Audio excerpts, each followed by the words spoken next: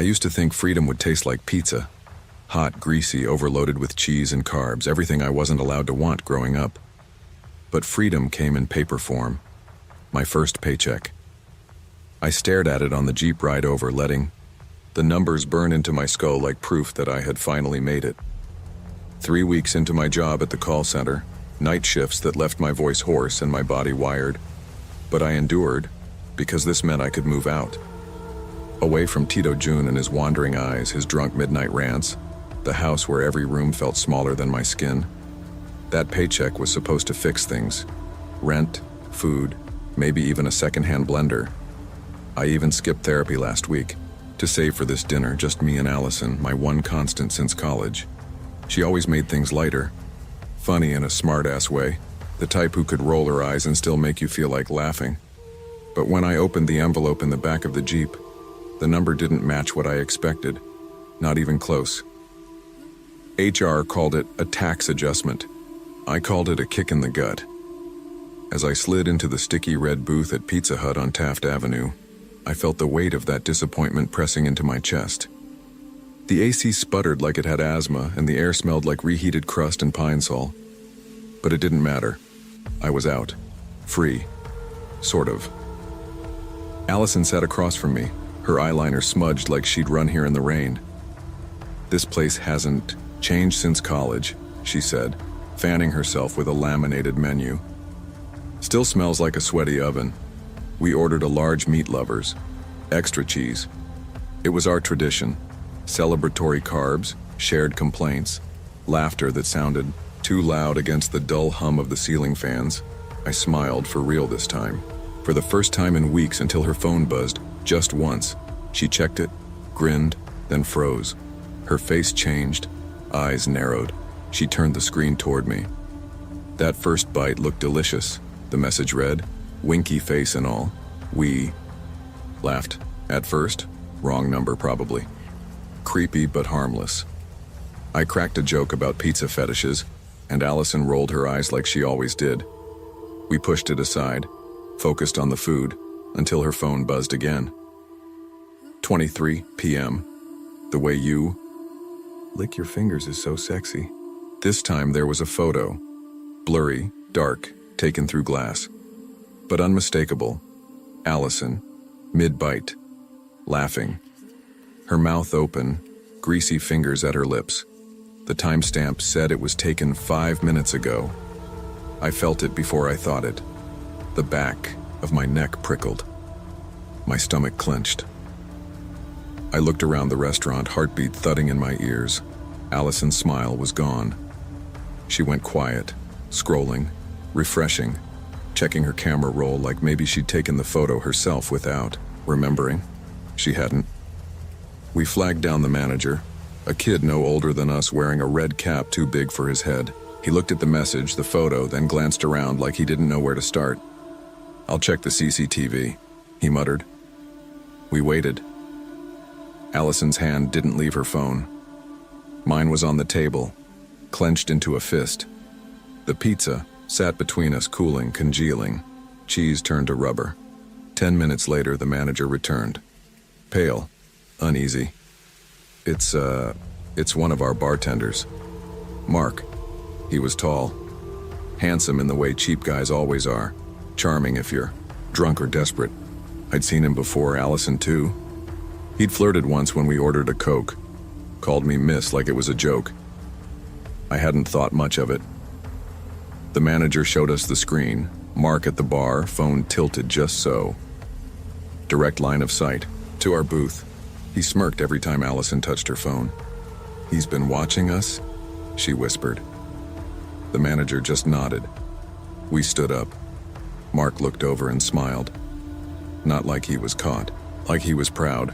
We confronted him, there in front of the bar under the weak glow of a dying ceiling light, with the smell of frying oil thick in the air. He didn't flinch, didn't even try to hide his phone when Allison demanded to see. You serious?" He laughed. "You want to go through my phone?" "Yes," I snapped. "Now." He shrugged. "All right." Mark opened his gallery without hesitation. Not because he was innocent, but because he didn't care. I scrolled. There were photos, dozens. Some blurry, some zoomed in too close, all of them clearly taken without consent. Women eating, texting, fixing their hair. A mother helping her daughter tie a shoelace. A girl in a school uniform biting into a breadstick. "You call this fun?" I asked, my voice louder than I meant. He leaned back against the counter like he was posing for a magazine shoot. "I didn't touch anyone. It's just photos. Compliments, really." I wanted to slap the grin off his face. Allison was trembling, now not with fear but fury. "You're a creep," Mark shrugged. "I'm not the only one. Check TikTok, it's a trend." We turned to the manager, expecting backup, some kind of policy, anything, but he was already retreating. "We can't really stop someone from using their phone unless there's a threat." Allison and I stared at each other. "Call the police," I said. They came. 2 officers, one tall and bored, the other clearly new and nervous. They looked at the messages, the photos, then at Mark. "Was there a threat?" the older one asked. "No," I admitted. "But then it's not a crime.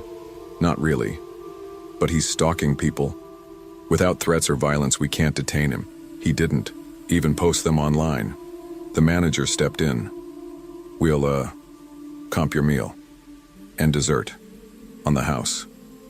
Mark winked. And that's when it broke inside me. The realization. Nothing was going to happen to him.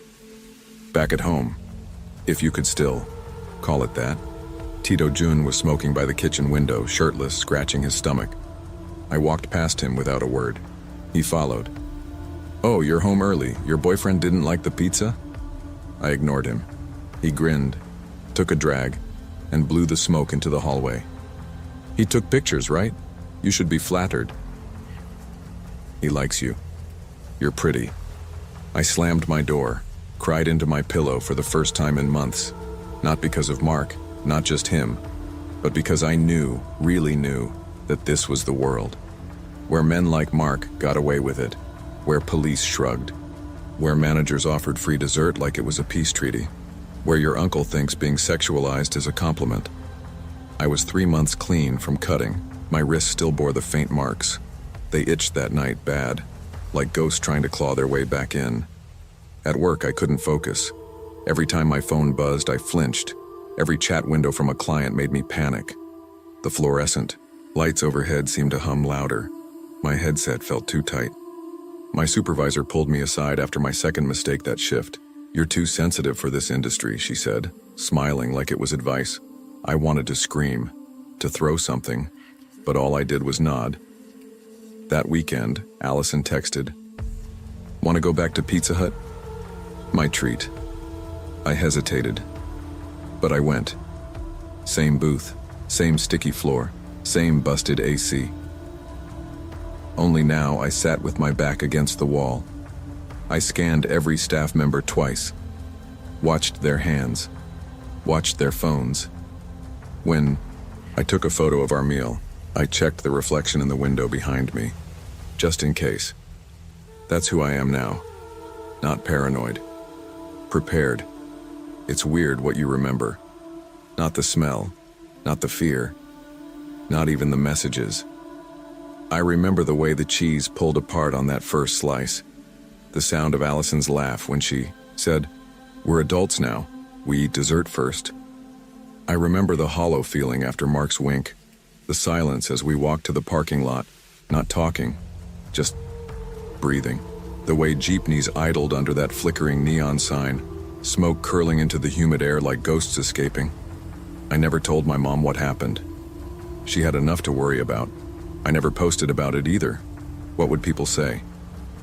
That's nothing. Or, at least he didn't touch you. Or, just block him. Easy words, safe words, from people who've never had to look over their shoulder at a Pizza Hut. Allison stopped going to that branch. I didn't. I don't know why. Maybe because I want to take the space back. Maybe because it reminds me that danger isn't just in alleys and back seats. It's in booths, beneath flickering lights, served with extra cheese. I still sit with my back to the wall. I still flinch when my phone buzzes, But I'm still here, and that matters. Even if the last slice tastes like memory and regret. Even if the laughter now comes softer, more careful. Even if every visit is a quiet protest. Harassment isn't about the moment. It's about the way it lingers. Like grease you can't scrub off your fingers. Like a scar you forget how you got, but never forget you have. And now, every time someone says, "It's just a joke," I remember Mark's face and I don't laugh.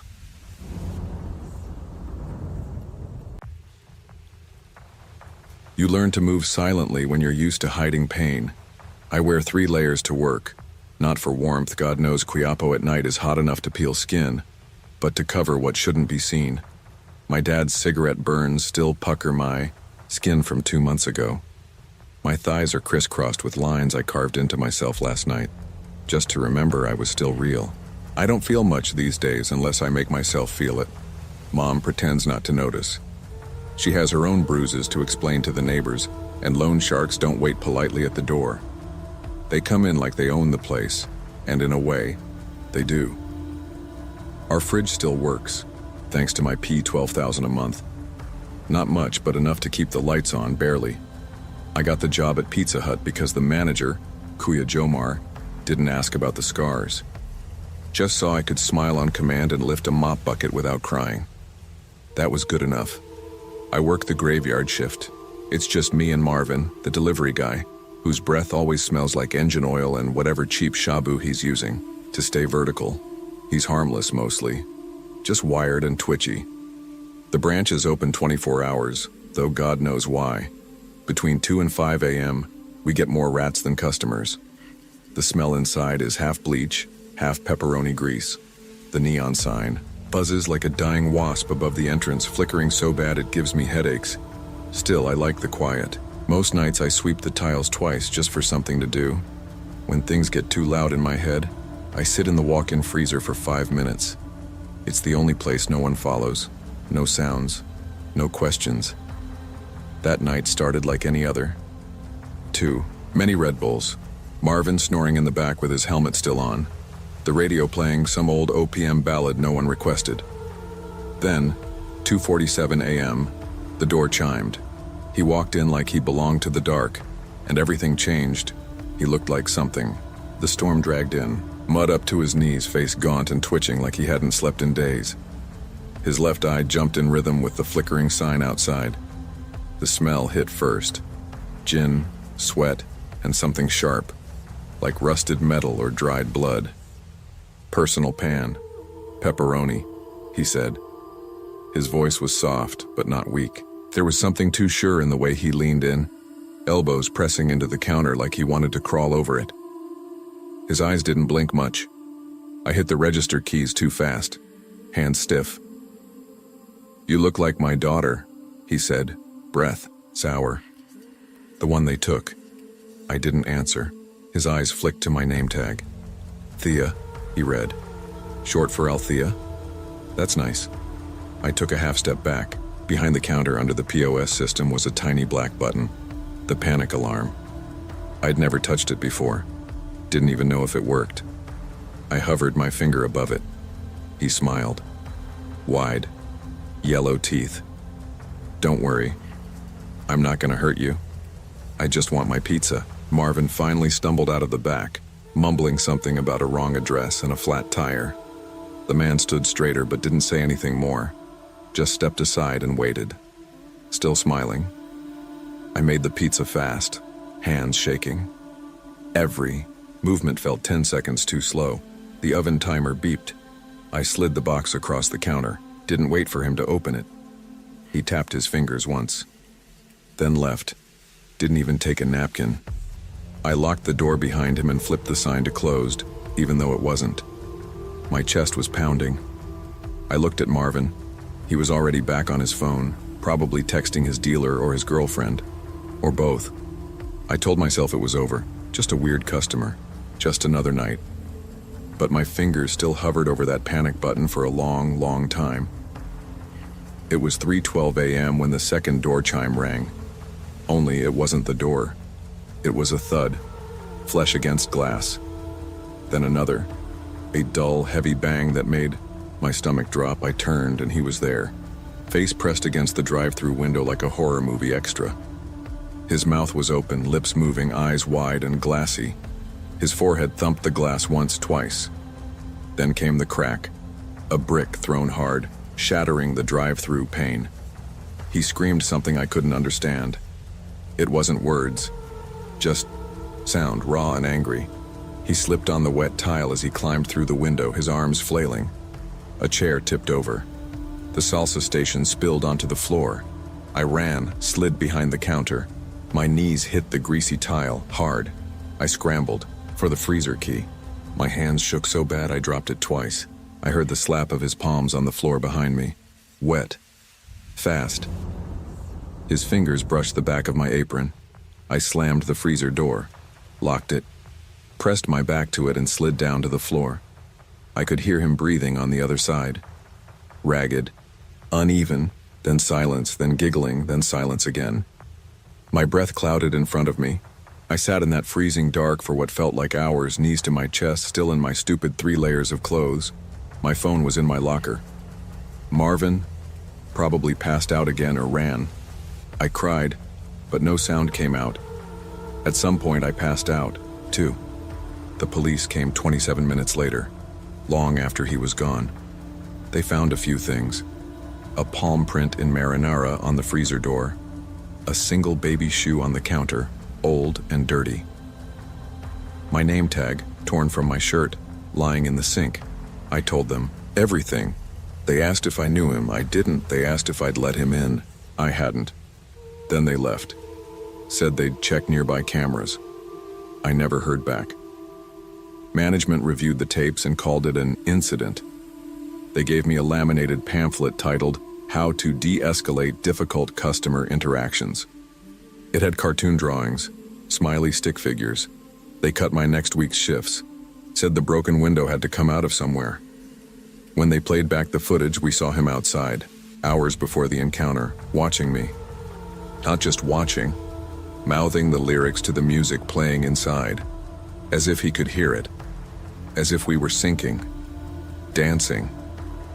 In the grainy black and white, I saw his hands dip into his coat again and again. His pockets were full. Something glinted inside, sharp. Nobody said it, but we all thought it. If I hadn't made it to the freezer, I still work nights. Not because I want to, because I have to.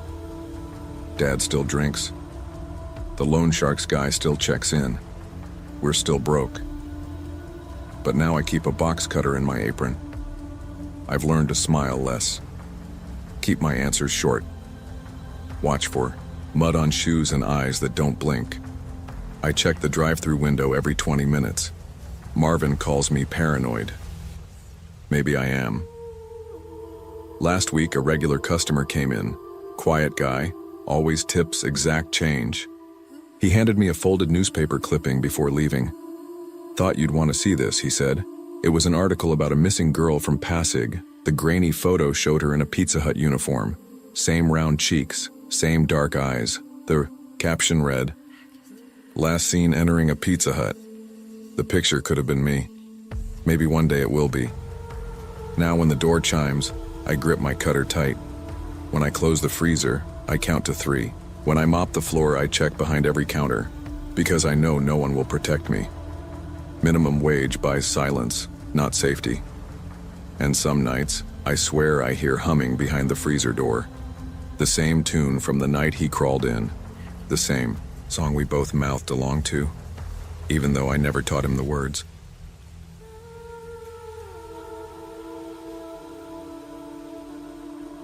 I used to dream of wearing a white coat, of being an engineer.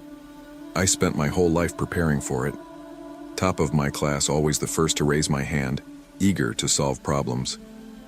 My father, he was proud of me. Told everyone I'd make it big. That was before the stroke, before the hospital bills, before the P80,000 debt to loan sharks that hangs over us like a storm cloud. Now I'm just a delivery boy. At night I haul pizza on my beat-up scooter to neighborhoods I'd rather avoid. During the day I work at a funeral parlor because, frankly, dead bodies pay better than pepperoni. I work 16-hour shifts, split between the 2 jobs. Barely enough to cover the bills, much less the debts. Tonight's delivery is supposed to be a blessing, a big one. A VIP customer. The kind of customer who tips in crisp 500 bills. The kind you don't refuse. This might be my chance to finally get ahead, to pay down some of the debt, and maybe buy my father some new medicine. He's been getting worse. Doctor's been saying it's only a matter of time, but I don't want to think about that right now. I slip my helmet on and check my thermal pizza bag one last time. The rain's been coming down hard all night, but it's nothing new. I push my scooter out into the streets, feeling the familiar vibrations of the engine between my legs. It's not much, but it's what I have. The streets are slick from the midnight rain and the air smells like garbage and wet asphalt. The neon signs flicker, throwing harsh shadows on the sidewalk. Tondo's alive at this hour, jeepneys blaring, their horns, drunk men stumbling home and alley cats fighting over scraps of food. As I drive deeper into the neighborhood, I slow down near Barangay 143. It's a narrow, dimly lit street lined with small houses, some of which are falling apart. I don't recognize the address on my phone, but the app says it's the right one. Just as I pull up, two men step out from the shadows holding flashlights that blind me. "Delivery boy, pull over," one of them says, his voice deep and harsh. I'm immediately on edge. Real cops don't wear ill-fitting police uniforms that look brand new, like they're from a cheap mall store. They don't have badges that gleam too brightly under the streetlights. And real cops certainly don't smell like Datuputi and gun oil. But these men, they do. They smile too wide. Smile like they already know I'm afraid. I stop my scooter and cut the engine. "Routine inspection," the other one says. I swallow hard, trying to keep my breathing steady. These men don't look like they're here to check my delivery. They look like trouble. I take a deep breath, readying myself for whatever comes next. One of the men walks up to me, his baton tapping rhythmically against his palm. I don't trust the way he's eyeing my thermal pizza bag, so I tighten my grip on the handlebar. "Let's see what you're carrying," the man with the baton says, his tone too casual for my liking. I try to stay calm, not to give anything away. I know the law, or at least I think I do. This doesn't feel right. But I open the bag anyway just to show them it's nothing but a pizza. And that's when they find it. A small bag of shabu, buried deep in the bag under the pizza box. It wasn't mine, of course, I know it wasn't, but these guys, they don't care about the truth. The first cop steps forward, presses a cold barrel against my ribs. "Prison or payment?" he asks, his breath hot and foul in my face. The second cop opens my refrigerated box. He grins when he sees it's empty, but I know better. There's a sick feeling building up in my stomach as he leans in closer, his voice dripping with menace. "Or maybe you take a nap inside." The box reeks of death. It smells like spoiled milk, like a dead dog I found in the alley last week. But worse, so much worse, it smells like my father's hospital room when the machines were turned off. It smells like the end. I realize they've cornered me. This isn't an inspection, it's a setup. My mind races, trying to figure out an escape, but it feels like everything is happening in slow motion. I don't know what happens next. My body just reacts. I ram my helmet into the first cop's nose, hearing the sickening crunch of cartilage breaking under the force. He staggers back, blood splattering across the street. Without thinking, I kick my scooter to life. The engine roars, but it sounds distant, like it's coming from somewhere else. The sound of my own heartbeat pounds in my ears as I slam the throttle down, swerving past the cops who are already pulling their guns out. Bullets crack the air around me, but I don't look back. My hands are shaking so bad I almost lose control of the scooter.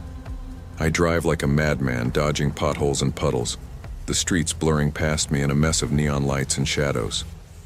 The rain makes the roads even slicker, but I don't slow down. My chest is tight, my breath coming out in short bursts. I keep my eyes locked straight ahead. I don't stop until I hit the Pasig River. My scooter sputters, and I finally pull over to the edge, vomiting into the polluted water. It's a violent shaking release of everything I've been holding inside, but I don't have time to be sick. I need to keep moving. I know that if I stop now, if I let myself breathe, it'll all come crashing down. I don't go back to the restaurant. I don't call my manager. I don't know what I would even say. How do you explain something like this? The next day, my manager finds me few $1,000s for the lost pizza and the damaged uniform. He says I should have handled it better. What are you, a rookie? He snaps like I wasn't just trying to survive. But then I find out something worse. The VIP order that I delivered was placed from a burner phone, registered to a known drug den. The cops had set me up from the beginning. They wanted me to take the fall for something worse. Now, every time my phone pings with a new delivery request, my hands shake so bad I drop my keys. I can't help it. The fear's in my bones now. I can't forget their faces. I can't forget the cold barrel against my ribs. The worst part? My father's medicine is running out tomorrow, and the loan sharks? They're texting me, sending pictures of my little sister's school uniform. The threats are getting real, and I know I don't have much time. But what choice do I have? I tighten the straps on my helmet. I tell myself that I'll just keep delivering, because if I quit, everything will fall apart. My father will die. My sister will be sold to some karaoke bar, and I'll end up just another faceless body at my second job. The app pings again. Another VIP order. I press accept. Minimum wage doesn't just pay in pesos. It pays in the weight of a cold gun barrel pressed against your ribs. It pays in the smell of fear sweat that clings to the seat of your scooter long after the delivery is done. But worst of all, it pays in the knowledge that no one will miss a delivery boy, and I know that all too well.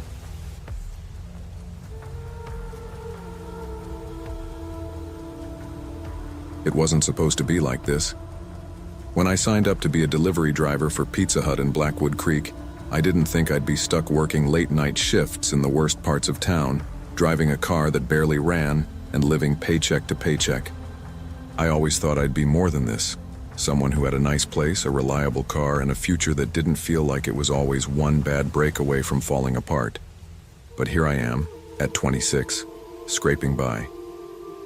My ex-boyfriend Jason left me with nothing but unpaid bills, a busted car, and a bruised ego. I'm 2 months behind on rent, and my phone's full of overdue notices I can't afford to deal with. Every day is a fight to make it through the next. But you don't get to be picky when you're broke. I take what I can get, even if it means working in a town like Blackwood Creek. Blackwood Creek isn't the kind of place that shows up on postcards. It's the kind of town where people lock their doors before sunset, and everyone knows to avoid the areas with bad streetlights and even worse reputations. I can't afford to be choosy about where I go, though. Every tip counts. Every pizza delivered means I'll be able to afford gas for tomorrow, or maybe even pay part of that overdue bill. It was a Wednesday night, and it was already shaping up to be one of those rough shifts. My manager, Dave, had been on me all evening about how slow I was, but it wasn't my fault that half the deliveries were to sketchy neighborhoods where GPS barely worked. The rain started coming down an hour ago, turning the streets into a mess of slick wet traps. And now, I was on my last delivery, one I was hoping would be quick. The address was for a house on Willow Lane. The house looked like it had seen better days, but it was isolated and quiet. I'd been to worse places, but this one gave me the chills. I should have trusted my gut, but I just grabbed the pizza and went for it. I pulled up to the end of Willow Lane, the rain beating against my windshield, making it hard to see. The only light in the area was a single flickering porch light that barely illuminated the cracked pavement. The house was tucked behind overgrown trees, almost hidden. It had an eerie feel to it, like something out of a bad horror movie. But I had a job to do. I grabbed the pizza bag and my flashlight, stepping carefully over the uneven pavement. My shoes splashed through puddles as I made my way up to the porch. The rain was soaking through my uniform, and my heart was already racing from the tension of being in a place like this, so late at night. As I knocked on the door, I couldn't shake the feeling that something was off. The door creaked open slowly. I blinked as my eyes adjusted to the dim light, and there, standing in front of me, was a man, probably in his late 40s, thin and gaunt, his face pale under the flickering light. His eyes were dark, hollow, and there was something unsettling about the way he stared at me, almost like he already knew me. "Finally," he said, his voice calm but unnervingly so. "I've been waiting." I forced a smile, trying to push down the unease in my stomach. "One large pepperoni, extra cheese, that'll be $18.75. But instead of taking the pizza, he just stared at me, his lips curling into a strange smile. "You know, I'm actually the Archangel Michael." I froze. Was this some kind of joke? I blinked a few times, unsure of how to respond. Sir?" He didn't seem to notice my confusion. His smile faded and his eyes darkened. "You don't believe me?" That's when the atmosphere shifted. Something inside me told me this wasn't just an awkward customer. Something was terribly wrong. Before I could even process his words, his hand shot out and grabbed my wrist, pulling me inside the house with a terrifying force. The door slammed shut behind me with a loud bang that echoed in my ears. I tried to scream, but the air seemed thick, suffocating. The pizza hit the floor with a soggy thud, but I didn't care. My heart pounded in my chest as I yanked my wrist, trying to free myself from his iron grip. His eyes were wide now, wild, almost manic. "You're one of them," he hissed. "One of the deceivers." I didn't know what he meant by that, but it didn't matter. I was in danger. "I just work for Pizza Hut, man," I tried to explain, desperation creeping into my voice. "Please, let me go. I'm just doing my job." But his grip didn't loosen. Instead, he pulled harder, twisting my arm painfully. His breath was ragged, his words coming in quick, sharp bursts. "No. You're here to deceive me. You're working with them." I kicked back, my heel connecting with his shin. It didn't stop him, but it made him stagger for a second. That's when I saw it, a lamp nearby. With every ounce of strength I had, I grabbed the lamp and swung it at him. It cracked against his head with a sickening thud. He staggered back, his grip on my wrist loosening just enough for me to wrench free. I didn't look back as I bolted for the door. My legs were shaking, but I didn't stop running. I couldn't stop, not when I could still hear him growling behind me, his voice distorted with rage. I flew through the door, almost tripping on the wet steps as I ran into the rain-soaked yard. My car was still parked on the street, running, thank God. I rushed to the driver's side door, fumbling with the keys as my breath came in panicked gasps. Just as I slammed the door shut, I heard the sound of pounding feet behind me. My heart dropped as I glanced through the rearview mirror. Gary, his face twisted in fury, was charging toward the car, his hands outstretched like he was about to grab me. I shoved the key into the ignition and hit the gas, tires screeching as I pulled away from the curb. The rain made the streets even more treacherous, but I didn't care. I had to get out of there. My hands were shaking so badly that I could barely grip the steering wheel, and every time I heard a noise from behind, I jumped. I kept glancing at my rearview mirror, half expecting to see him chasing me down the road, but nothing was there. He wasn't following me, not physically anyway. Still, my mind raced. What the hell had just happened? Who was that guy and what did he want from me? I couldn't go back to that house, I knew that. But what about the pizza, the job, the bills? Would I ever be safe again? The police never found Gary that night. By the time they arrived at the house, it was empty. Just a half-crushed pizza on the floor and a broken lamp. There were no signs of a struggle and no sign of him. It was like he had vanished. The next day, I quit Pizza Hut. I didn't even bother calling Dave to explain. There was no point. I wasn't going back there. I wasn't going back to Blackwood Creek. But that night, that whole experience, it haunted me. In a town like Blackwood Creek, danger was never far away. I knew it, but it wasn't until that night, until Gary's hands were around my neck, that I realized how close I'd been to not making it out at all. I walked away from that life, but I couldn't escape what had happened. Every knock on a door, every new delivery request reminded me of that moment, of Gary, of the danger that was always lurking just around the corner, and for the first time in a long time, I was scared. But I couldn't stay scared forever. So, I started over. It was the only choice I had left.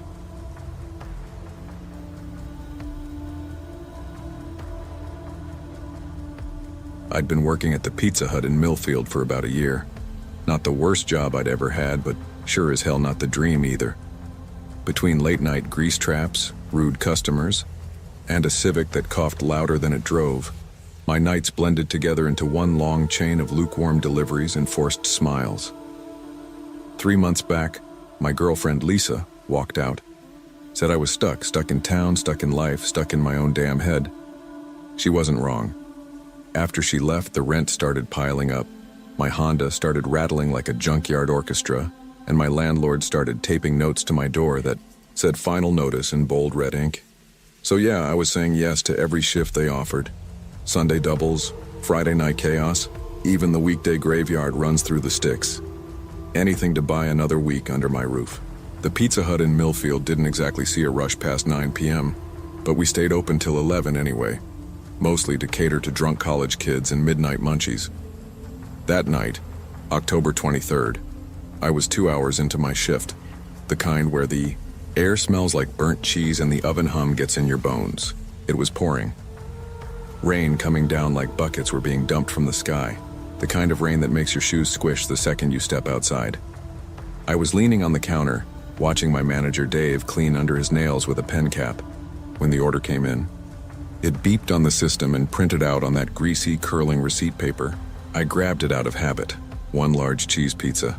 Nothing weird about that. But then I read the second line.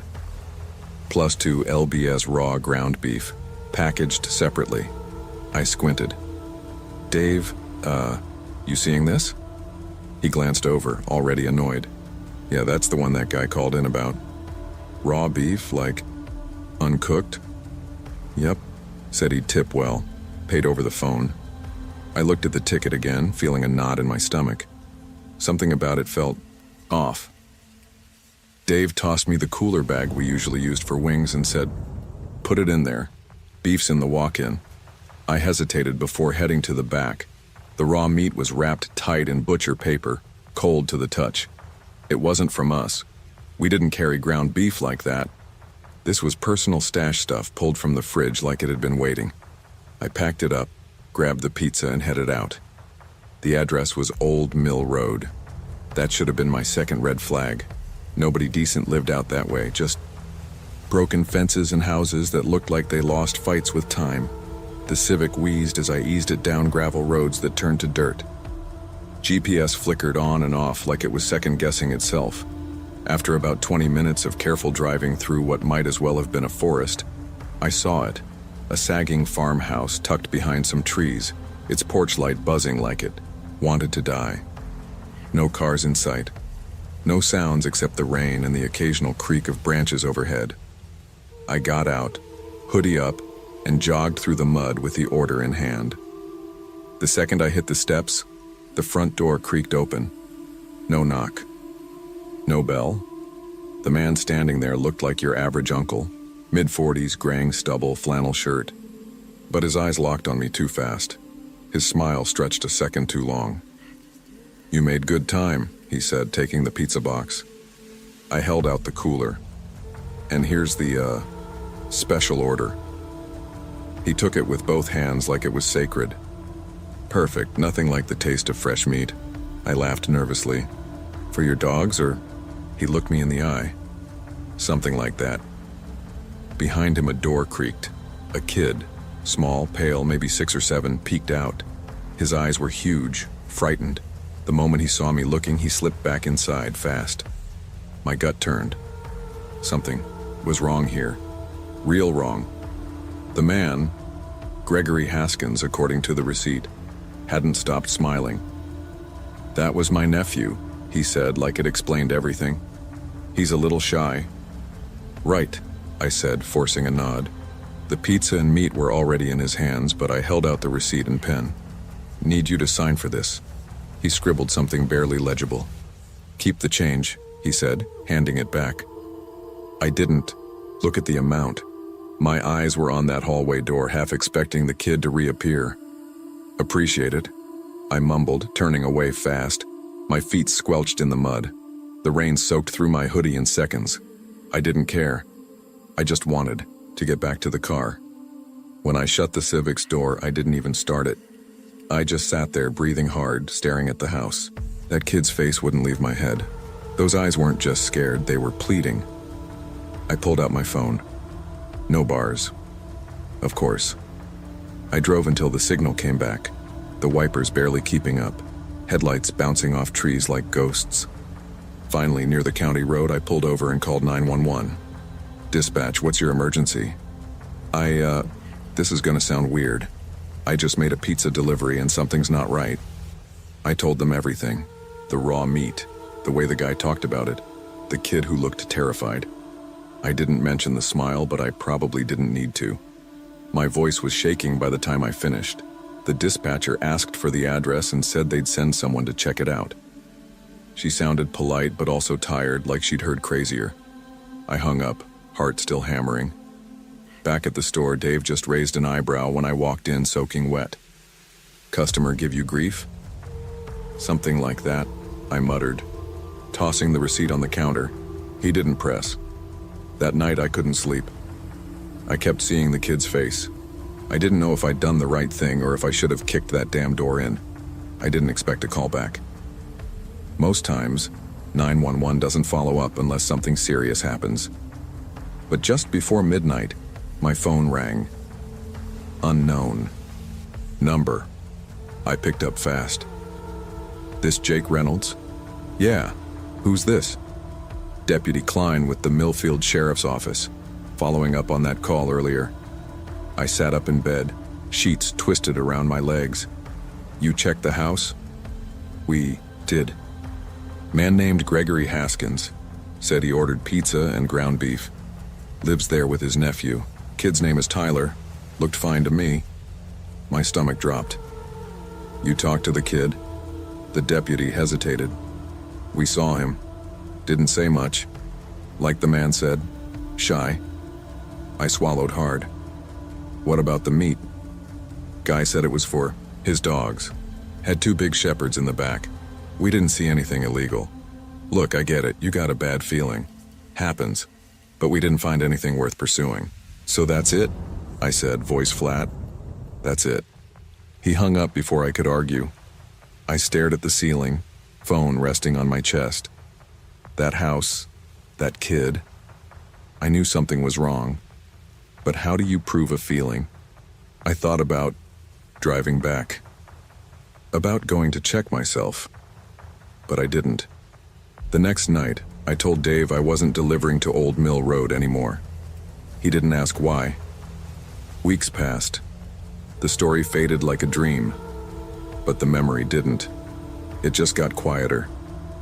I kept seeing that look, that wide-eyed fear. I knew I hadn't imagined it. Maybe Gregory really did have dogs. Maybe the kid really was just shy. But maybe, just maybe, he was hoping I'd come back. And I didn't. Millfield rolled on like always. Leaves turned, frost crept in, and people kept ordering pizza. I took my shifts, paid my bills barely, and tried to pretend I'd imagined the whole thing. But every time I saw ground beef in the walk-in, my stomach turned.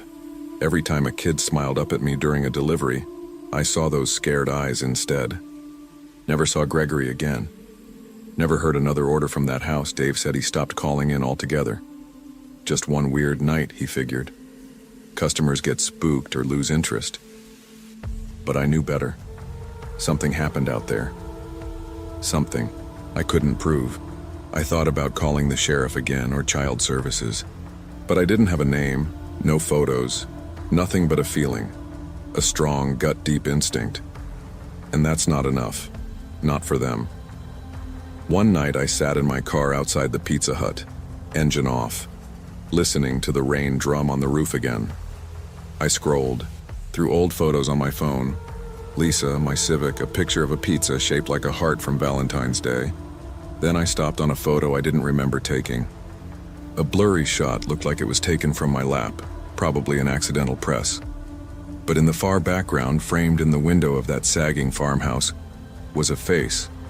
Small, pale, watching. I stared at it for a long time. Maybe I should have done more.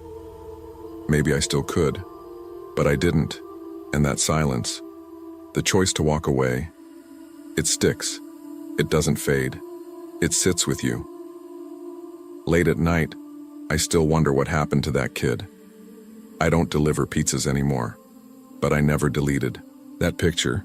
Sometimes I pull it up just to remind myself that once I saw something real and turned away.